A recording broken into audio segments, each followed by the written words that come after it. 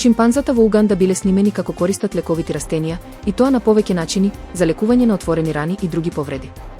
За време на истражувањето што следеше по минатогодишното откритие дека шимпанзата свесно бараат и јадат одредени растенија за самолекување, научниците ги следеа и наблюдуваа овие животни за да утврдат како се справуваат со повредите.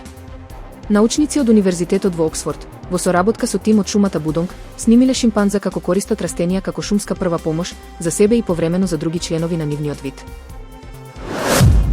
Пекинг се пофали со авион што може да носи повеќе од 100 дронови и ракети, но компјутерската анимација што ја објавија предизвика подсмев во САД. Кина во неделата откри слики од беспилотното летало, Jiutian CCAV, джиновско летало кое го опишува како носач на дронови со распон на крилјата од 25 метри. Способно да носи 100 беспилотни летала или околу 1000 килограми ракети со дострел од 7000 километри на крстаречка висина од околу 15 километри. Групацијата Брод користи свој систем од челик Б јадро, за кој тврди дека е 10 пати полесен и 100 пати појак од конвенционалните материјали и отпорен на земјотреси и тајфуни. Оние кои не веруваат во изреката дека чудата се можни, ќе размислат два пати по оваа вест. Имено, во кинескиот град Чангша, компанијата Брод Груп презеде неверојатен потфат. Тие изградија 10-катна стамбена зграда за само 28 часа и 45 минути. Овој рекорден проект беше реализиран со помош на модуларен систем за градба наречен жива зграда, кој овозможува брзо склопување на префабрикувани модули на лице место.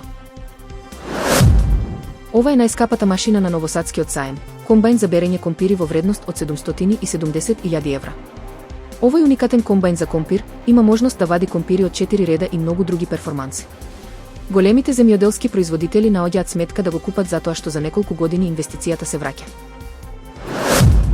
Чуварите во затворот по Куки во Костарика фатија мачка која носеше 2 пакета дрога.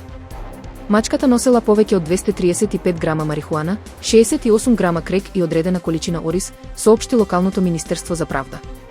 Дрогата беше запленета, а животното, со прекар наркомичи или наркомачка, на социјалните мрежи, беше предадено на Националната служба за здравје на животните.